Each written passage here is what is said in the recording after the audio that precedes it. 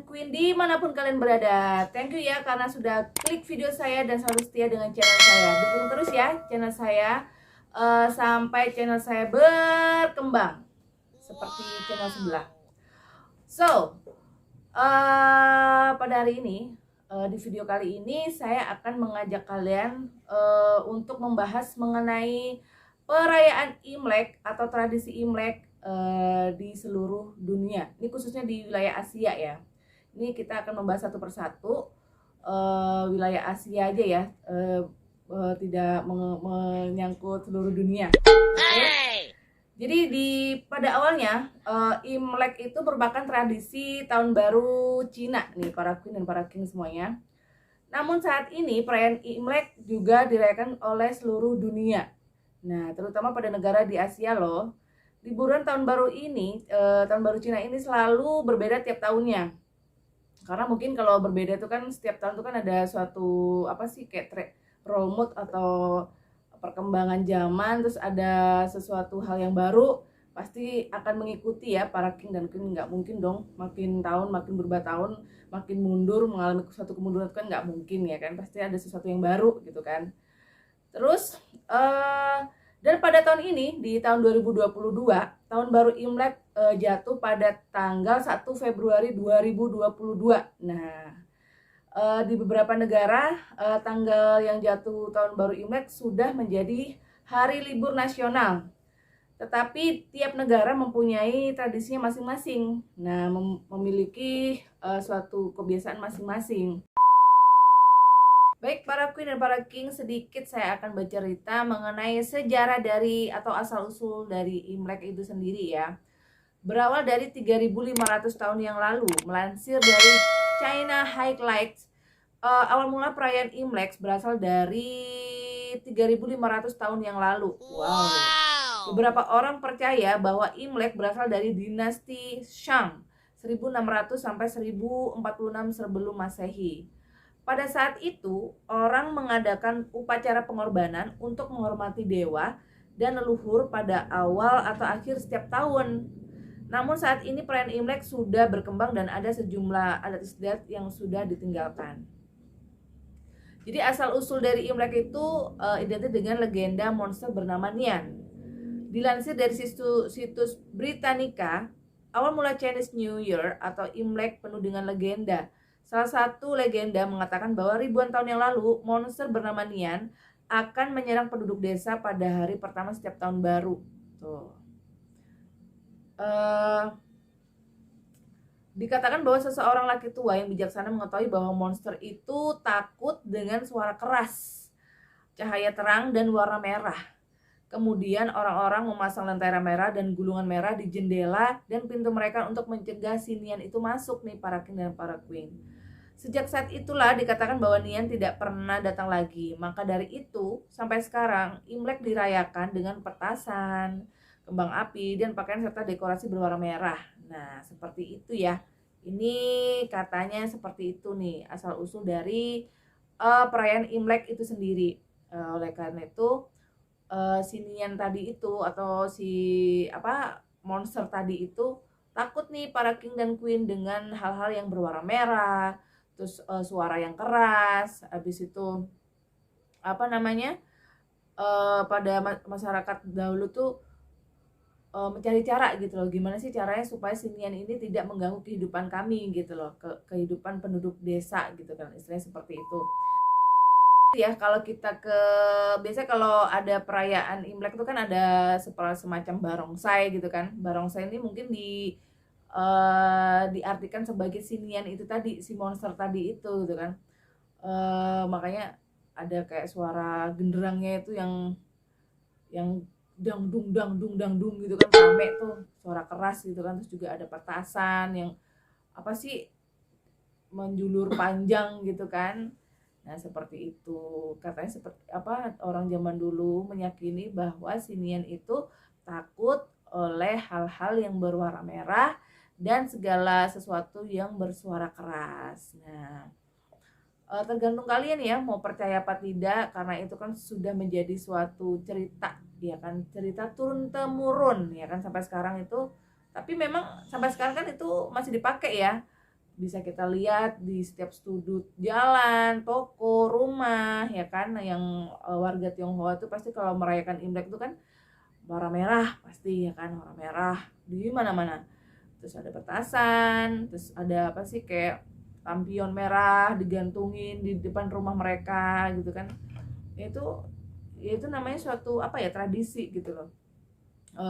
Bagi warga Tionghoa tidak bisa dihilangkan, tidak bisa dilupakan. Nah, pokoknya semua tergantung kalian mau percaya atau tidak. So, supaya tidak lama lagi saya menjelaskannya, sekarang saya memulai untuk membahas negara mana saja sih yang memiliki tradisi unik dalam merayakan tahun baru Imlek. Oke, check it out. A few moments later. Baik para queen dan para king semuanya, supaya tidak berlama-lama lagi, saya akan membahas kurang lebih 9 negara aja, negara di wilayah Asia ya, mengenai tradisi unik di negara Asia menyelenggarakan tahun baru Imlek ya, tahun baru Cina. So, number one, saya akan membahas di negara Cina. Nih, negara Cina nih, dengerin ya. Negara Cina nih, para king dan queen, di mana tradisi tahun baru Cina dimulai. Di negara ini, salah satu festival terpenting untuk dirayakan adalah panen dan kembang api. Wow, pasti seru banget ya, karena kan awal dari tahun baru Imlek ini kan dari Cina ya. Terus kemudian berkembang ke negara lain-lainnya, ya kan? Terus makanya mungkin kalau perayaan di Cina itu kan lebih euforia, lebih heboh, lebih meriah gitu kan. Terus biasanya nih para king dan queen, keluarga di Cina itu biasanya membuka festival Imlek dengan upacara minum teh. Nih, ada pembukaan seperti upacara minum teh. Selain itu, nih yang paling unik juga nih, mereka itu juga membersihkan rumah untuk menghilangkan nasib buruk. Kalau kita mah membersihkan rumah nggak cuma hari perayaan aja ya, setiap hari harusnya membersihkan rumah ya, supaya rumah kelihatan bersih, sehat, ya kan, enak dipandang gitu kan, nggak cuma untuk merayakan gitu kan. Mungkin kalau ada acara tertentu lebih lagi dibersihkan lagi ya. Kemudian orang-orang Cina juga akan mengunjungi pameran atau pasar di kuil. Tuh. Lalu mengambil gulungan doa, dupa, serta makanan manis. Di Cina ketika Imlek, pertunjukan tarian singa dan juga naga sangat populer loh. Mungkin kalau pertunjukan naga ini seperti barongsai gitu ya. Saya udah pernah sih melihat nonton secara langsung barongsai seperti apa. Itu memang seru banget sih ya. Jadi mereka tuh kayak bahu membahu gitu kan, membawa si barongsai itu kan berat tuh ya. Jadi ada yang bagian kepala, bagian perut, bagian ekor. Itu pasti kalau orang yang nggak punya ketahanan tubuh yang kuat, yang maksimal, ya nggak bisa, ya kan. Terus juga si barongsainya itu biasanya tuh kita disuruh nyiapin ini kayak amplop berwarna merah. Terus nanti kalau ini si barongsainya tuh nyamperin kita tuh di pinggir-pinggir penonton, ya kan. Terus mulutnya kebuka. Nah, baru kita masukin si amplop merah tadi. Itu biasanya kita sebut sebagai angpau, ya. Oke, itu tadi ya tradisi dari negara China. Next, number 2, ada negara Vietnam. Nih, di negara Vietnam nih, para queen dan king, keluarga di Vietnam ketika Imlek akan berkumpul untuk merayakan Imlek tersebut. Kemudian mereka juga menyajikan hidangan khusus tertentu loh, seperti kue beras gurih. Selain itu juga ada nampan yang berisi 5 buah berbeda yang panjang. Biasanya di Vietnam akan memasang kembang api karena dipercaya bisa menakuti roh jahat. Jadi di Vietnam ini ada seperti kepercayaan kalau memasang kembang api, mereka dipercaya bisa menakuti roh jahat. Jadi roh jahat ini tidak akan lagi masuk ke rumah mereka atau ke dalam kehidupan mereka. Seperti itu kali ya. Terus juga tidak sedikit juga keluarga yang mengunjungi kuil atau makam leluhur mereka untuk memberikan persembahan dan doa. Nah, intinya kalau di Vietnam ini tadi mempunyai suatu pemikiran kalau memasang kembang api bisa mengusir roh jahat, ya kan. Terus juga mereka mengunjungi makam leluhur mereka dan sembari berdoa, ya kan. Ya mungkin berdoanya itu tadi, berharap semoga di tahun ini keluarga mereka terbebas dari segala bencana, terus juga diberikan selalu kesehatan, terus juga diberikan kelimpahan rezeki. Amin ya rabbal alamin. sekarang kita memasuki negara nomor 3, number 3, yaitu Korea Selatan. Nih, apa aja sih tradisi di Korea Selatan kalau menyambut hari raya tahun baru Imlek ya? Banyak keluarga di Korea Selatan yang merayakan tahun baru Imlek di dalam sebuah pesta besar. Imlek di Korea Selatan disebut dengan Seollal dan berlangsung selama 2-3 hari. Wah, luar biasa ya. Saat Seollal, masyarakat sana menggunakan pakaian tradisional Korea Selatan atau hanbok. Tahu kan hanbok ya? Nah, seperti ini ya. Bermain permainan tradisional hingga bercerita tentang kisah rakyat kuno. Mereka pastinya akan menyajikan tteokguk atau sup kue beras. Nah, ini kayak mana nih ya sup kue beras nih ya? Sebagai suguhan khusus selama Imlek, hal itu karena kue beras menyerupai dengan koin. Tuh. Ada juga yang menyalakan api unggun besar yang dibuat untuk membawa keberuntungan di tahun yang akan datang. Itu biasa disebut dengan ritual daljib. Tuh kan. Jadi di Korea Selatan ini memiliki ritual daljib nih para queen dan king. Jadi mereka menyalakan api unggun besar. Mungkin sembari berdoa gitu kali ya. Dan apa tuh namanya, mereka berpikiran kalau dengan cara seperti itu akan membawa keberuntungan di tahun baru atau di tahun 2022 ini. Dan juga orang-orang di Korea Selatan juga menggantung gulungan indah di pintu mereka yang dipenuhi dengan berkah. Wah, di Korea juga, di Korea Selatan juga ini ya meriah ya perayaannya ya. Perayaan tahun baru Imlek ini juga meriah banget ya. Dan juga walaupun ada sesuatu yang apa sih meriah seperti itu, tetapi mereka tetap membawa suatu tradisi dari turun temurun yang tidak bisa mereka hilangkan. Tetap yaitu ya. Next kita ke nomor 4, negara yang keempat yaitu Singapura. Jadi para queen dan para king semuanya, dengan adanya komunitas Cina yang sangat besar di Singapura, jadi perayaan Imlek juga diadakan secara besar-besaran loh di sana. Orang Singapura juga menganggap tahun baru Imlek sebagai salah satu hari libur yang meriah. Tuh, di Singapura juga menganggap kalau perayaan Imlek ini meriah nih para queen dan para king. Kegiatan yang biasanya dilakukan oleh masyarakat Singapura adalah memberikan amplop merah. Nah, sering kita bilang kalau orang Indonesia bilang tuh angpau, ya kan? Makan malam keluarga, terus kembang api, ya kan? Serta dekorasi serba berwarna merah di seluruh rumah di kota. Nah, kalau di bayangan saya sih kalau di Singapura mungkin yang di ada kembang api serta dekorasi serba merah, nggak cuma di rumah aja. Kalau saya pikir nih di mall, di tempat-tempat umum, di jalanan, pasti akan banyak sekali kita melihat nuansa merah semua seperti baju saya hari ini, ya kan? Karena perayaan Imlek itu kan identik dengan warna merah, red. Nah, next kita ke number 5 ya, negara nomor 5 ada Malaysia, negara tetangga sebelah kita. Sama dengan Singapura nih para king dan queen semuanya, di Malaysia juga terdapat komunitas China yang besar. Di Malaysia biasanya terdapat pertunjukan naga dan singa di jalan untuk merayakan tahun baru Imlek, barongsai ya. Selain itu Malaysia juga mengadakan pertemuan keluarga besar dan pesta dengan makanan tradisional Cina. Nah, selain ada barongsai, pertunjukan seperti itu, mereka juga seperti berkumpul dengan keluarga, makan bersama, ya pokoknya ketawa ketiwi gitulah. Mungkin disembari dengan ada berdoa bersama. Sama aja sih ya. Ini dengan beberapa perayaan di negara lain ya kan. Mungkin bedanya kayak tadi di ada menyalakan api unggun besar. Nah, tapi kalau di Malaysia ini cukup dengan makan, kumpul bersama keluarga, makan bersama gitu aja. Yang penting suasana Imlek itu masih terasa, ya kan? Terus kita berlanjut ke negara Filipina, nomor 6 ya. Jadi para queen dan para king semuanya di Filipina itu tahun baru Imlek dikatakan sebagai hari libur non kerja. Nah, walaupun tidak dirayakan oleh semua masyarakat Filipina, biasanya lokasi pesta terbesar di sana berada di Binondo, Manila. Mungkin ada teman-teman di sini yang tinggal di sana, boleh sharing di kolom komentar ya, di sana gimana perayaan Imlek ya kan. Binondo memiliki banyak macam pertunjukan tahun baru Imlek yang mewah setiap tahunnya. Hal itu karena Binondo merupakan salah satu pecinan tertua di dunia. Nah, seperti ini ya.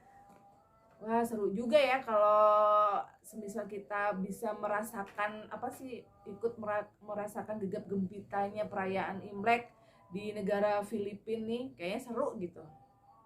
Ya, cukup melihat dari foto-fotonya aja udah udah kerasa serunya ya. Apalagi kalau kita sampai main ke sana. Kemudian nomor 7 ada negara Thailand. Negara Thailand nih, para king dan queen, penduduk Thailand dengan keturunan Tionghoa, mereka menganggap bahwa Tahun Baru Imlek adalah hari raya terpenting di antara lainnya. Tuh. Keluarga Tionghoa di sana akan mempersiapkannya dengan tanggung jawab khusus. Nih, ada tanggung jawabnya nih, ada tanggung jawab sendiri. Mereka merasa mungkin ini hari raya terpenting dibanding dengan hari raya lainnya. Pada pagi hari libur pertama, sebagian besar akan pergi ke kuil untuk berdoa dan memohon keberuntungan di tahun yang akan datang. Lalu di sore hari mereka akan menampilkan prosesi kostum, tarian hingga pertunjukan yang menakjubkan. Nah, seperti ini ya. Wah, seru juga ya di negara Thailand nih untuk merayakan hari Tahun Baru Cina atau Imlek. Wah, luar biasa. Ya mungkin ini sudah turun temurun kali ya dari zaman-zaman dahulu kala. Tetap dilaksanakan lagi oleh keturunannya ya. Kemudian di nomor 8 ada negara Kamboja. Nih. Tahun Baru Imlek di Kamboja ternyata bukan hari libur umum loh para king dan queen. Wah, ini malah nggak libur nih. Tetapi banyak masyarakat Kamboja dengan keturunan Tionghoa yang merayakannya. Orang-orang Kamboja akan memasak makanan tradisional Tionghoa pada malam tahun baru. Makanan itu nantinya akan dijadikan sajian berdoa kepada leluhur dan makan malam keluarga besar. Nah, beberapa keluarga besar di sana biasanya akan menyewa barongsai di tempat bisnis mereka untuk menyambut tahun baru. Nah, tapi walaupun bukan hari libur umum, tetapi perayaan Imleknya tetap terasa ya. Karena itu tadi mereka pas malam tahun baru itu makan-makan besar, masak-masak besar, dan juga menyewa barongsai. Masih tetap terasa sih nuansa suasana Imlek itu masih ada gitu, walaupun tidak bukan sebagai hari libur umum ya. Next, number 9 ada negara Indonesia, negara tercinta kita. Sebenarnya dahulu Tahun Baru Imlek sempat dilarang nih para king dan queen dirayakan di Indonesia. Namun pada tahun 2002 orang Indonesia dan imigran Cina sudah diperbolehkan untuk merayakannya dan sebagai hari libur nasional. Nah, makanya nanti hari ini nih kan hari tanggal merah tuh. Makanya dianggap sebagai hari libur nasional. Orang-orang Indonesia akan membeli bunga dan jeruk sebagai hadiah untuk teman atau kerabat. Mereka juga memberikan angpau serta menghias rumah dan toko dengan hiasan lampion serta dekorasi berwarna merah. Jadi itu dia tradisi ya, itu tadi ya. So, kalau di Indonesia sih yang saya rasakan ya udah mulai tuh di toko-toko, pertokoan, di jalan, terus juga banyak sekali kayak atribut manik-manik Imlek yang berwarna merah, semuanya serba merah itu sudah seminggu sebelum perayaan Imlek tuh sudah terasa sih nuansanya tuh udah seperti itu tuh. Apalagi kalau tokonya itu yang pemilik toko itu ini ya Chinese asli ya, maksudnya warga Tionghoa. Waduh, itu pasti sudah semuanya itu serba merah. Gong Sifat Coy di mana-mana, mall-mall pun udah tulisannya Selamat Tahun Baru Imlek gitu. Tapi ya nggak apa-apa ya, namanya kan seperti kayak Natal, terus juga ada Idul Fitri, Tahun Baru, ya kan? Mereka pasti memiliki ciri khas masing-masing, ya kan? Kalau Lebaran mungkin hiasannya, dekorasinya seperti ada ketupat, ada unta, gitu kan? Pokoknya ciri khas dari Idul Fitri itu sendiri, ya kan? Terus semuanya serba warna hijau, karena kan identiknya kalau Idul Fitri kan warna hijau ya. Nah, seperti itu juga sama aja gitu loh. Terus juga seperti Natal identik dengan berwarna merah juga, ya kan, merah sama putih. Merry Christmas, ada Santa Claus, itu juga pohon-pohon Natal. Cantik banget lah pokoknya kalau ini meriah gitu kan. Ya pokoknya kita sebagai warga negara yang baik ya, kita harus selalu menghormati gitu, saling menghargai, menghormati. Jadi ada toleransi gitu loh, harus kita tegakkan.